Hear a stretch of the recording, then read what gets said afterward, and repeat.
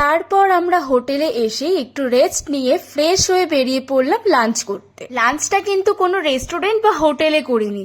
যারা মায়াপুরে যায় তারা জানে ওখানে ভোগ খাওয়ানো হয় টিকিট কেটে। তো আমরা টিকিট কেটে আমরা ভোগ খেতে গেছি। আর যা লাইন, তোমরা বুঝতেই পারছো যে কতটা লাইন পড়েছে। এতটা লাইন কভার করতে করতে 1 ঘন্টা লেগে গেছে। আর আমার যা খিদে পেয়েছিল কি আর বলবো।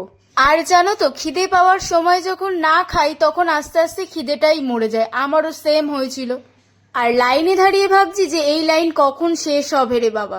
এই যে দেখো, এই কুপনটা জমা দিয়েই ঢুকতে হয়। ওরা ওখানে কেন দাঁড়িয়ে আছে জানো? কারণ আমাকে আটকে দিয়েছিল। তারপর জামাইবাবু বলল যে ওকে ছেড়ে দাও, ও তো আমাদেরই লোক। তারপরে আমাকে ছেড়েছিল। আর এই সেই লাইন দেখো, এখনো যেন মনে হচ্ছে কতক্ষণ দাঁড়াতে হবে। দাঁড়িয়েই ছিলাম, আমার আর ভালো লাগছে না। দেখো, এই সেই ভোগ অবশেষে পেলাম। আমাদের ভোগে ছিল পটল আলুর তরকারি, ছিল পনির, ছিল এটা বেগুনি, রুটি আর ডাল ছিল, ভাত ছিল আর পায়েস ছিল। আমি তোমাদের বললাম না, খিদে পাওয়ার সময় যখন না খেতে পারি তখন আর খিদেটা পায় না। তাই আমারও তাই হয়েছিল, পুরোটা আর খেতে পারিনি। যাই বলো, তোমরা দেখেই বুঝতে পারছো ভোগটা কতটা সুন্দর ছিল। খাওয়া দাওয়া সেরে আমরা বেরিয়ে পড়েছিলাম।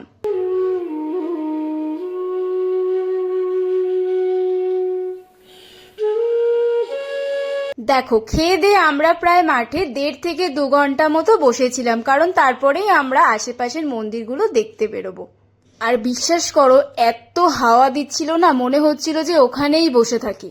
আর কথায় আছে না, ভালো হতে হতে ঠিক খারাপটা হবে, অমনি বৃষ্টি শুরু হয়ে গেল, ব্যাস। তারপরেই আমি একটা আইসক্রিম খেয়ে নিয়েছিলাম। তারপরেই ঘুরতে বেরিয়ে পড়েছিলাম। চলো, কিছু কিছু ভিডিও করেছি আমি মন্দিরে, তোমাদের সাথে শেয়ার করি, দেখতে থাকো।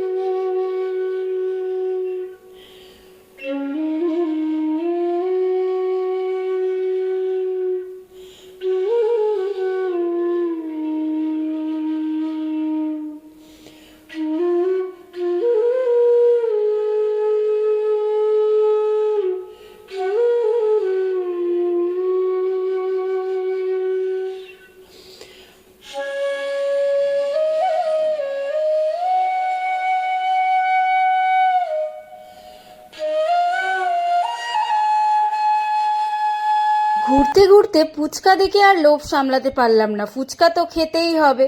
আর বিশ্বাস করো, এই ফুচকাটা একদমই ভালো ছিল না, তাই আবার ফুচকা খেতে চলে গেছিলাম অন্য জায়গায়। তারপরেই চলে গেছিলাম ইসকনে। বিশ্বাস করো, ওখানে কীর্তনটা এত সুন্দর, ভেবেছিলাম তোমাদের সাথে শেয়ার করব, কিন্তু ওখানে তো ফোন অ্যালাউ না, তাই তোমাদের সাথে শেয়ারও করতে পারিনি। ভেবেছিলাম সন্ধ্যা আরতিটাও ভিডিও করব, কিন্তু ওটাও করতে পারিনি কারণ ফোন অ্যালাউ ছিল না। আর সন্ধ্যা আরতি তো রাধাকৃষ্ণের মন্দিরে হয়, সেখানে লাইন দিতে দিতে গিয়ে দেখি যে প্রায় শেষ। 2 থেকে 3 মিনিট দেখতে পেরেছিলাম।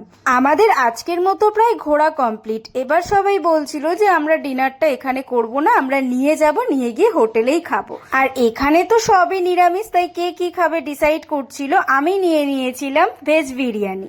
আর বিরিয়ানিটা বেশ ভালোই ছিল, খুব খারাপও ছিল না, আবার বেশিও ভালো ছিল না, ঠিকঠাক। আর এই ভিডিওটা এখানেই শেষ। এর পরে কি করলাম দেখতে হলে পেজটাকে ফলো করে দিও। আর যদি ইউটিউব থেকে দেখে থাকো তাহলে প্লিজ সাবস্ক্রাইব করে দিও। আজকের ভিডিও এটুকুই। Thank you.